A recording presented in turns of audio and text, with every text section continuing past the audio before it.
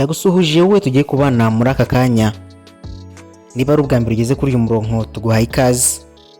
Ukande subscribe, ufungure inzogera kugira ngo tuzajye ucikwa n'ibyiza tubagezaho umunsi ku wundi. Nawe dusanzwe tubana turagusuhuje cyane kuko uri uw'agaciro gakomeye cyane. Nk'ibisanzwe rero uyu ni wa mwanya wacu mwiza wahariwe kukugezaho ubusobanuro bw'amazina.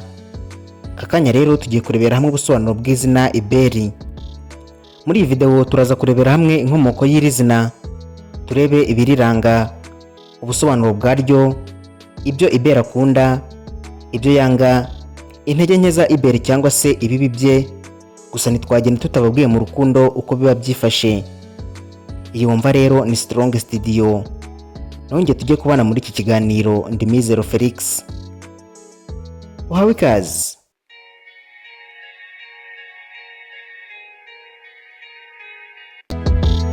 Izina Iberi rikomoka mu ndimi za kera z'Abadage, Germanic. Izina Iberi rero rifite imigemo eshatu, ariko ryandikwa mu migemo ibiri kugira ngo risomeke neza. Aha ndakubwira H na U, aribyo bivuga I bisobanura ubwenge cyangwa se umutima, naho B, I, R na T bisobanura urumuri, kumurika cyangwa se kuba icyamamare. Dore rero ibisobanuro by'izina Iberi.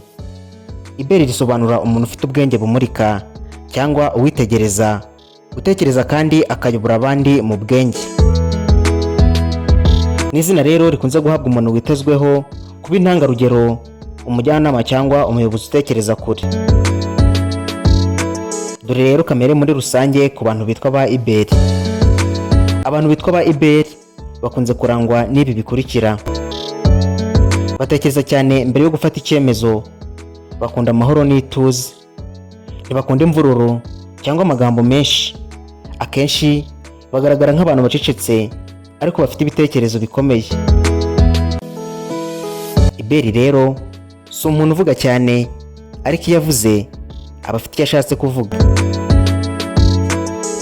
Dore rero ibyo Iberi akunda: akunda kwiga no gushakisha ubumenyi, akunda akazi ko gutekereza, gusesengura no gutegura.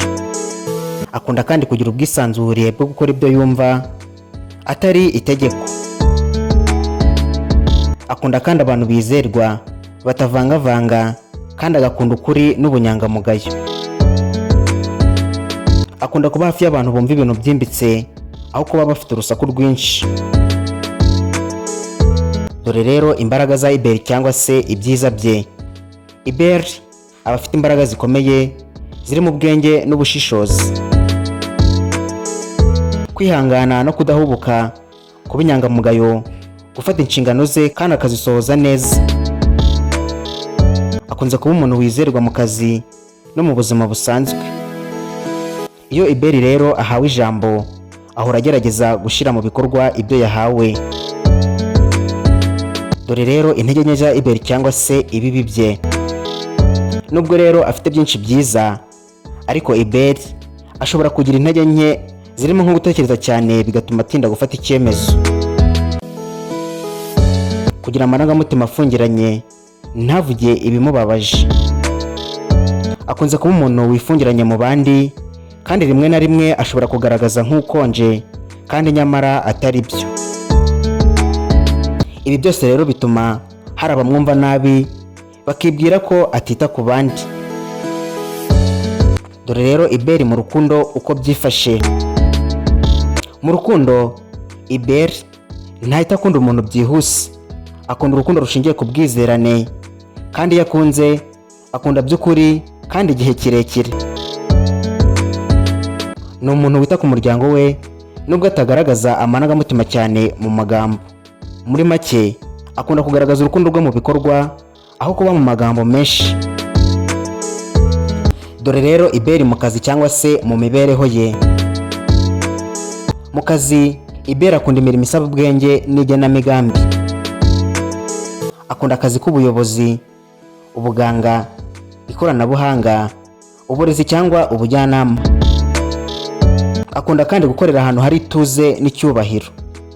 Ni umuntu ushobora kuba umuyobozi mwiza kubera gutekereza kure no gufata imyanzuro ishingiye ku bwenge. Dusoza rero, izina Iberi rihagarariye ubwenge, ubushishozi, ubumuntu butekereza kure cyangwa se ubunyangamugayo n'ubuyobozi buceceka. Uwitwa Iberi akunze kuba ari urumuri ruto, rutuje ariko rufite imbaraga mu kuyobora abandi. Ngahe rero ngubwo ubusobanuro bw'izina Iberi. Nawe niba ari izina wifuza ko tugusobanurira, uze kutwandikira muri comment maze tuzari gusobanurire. Ni nuko dusoje, ari nako tugushimira cyane we twari kumwe.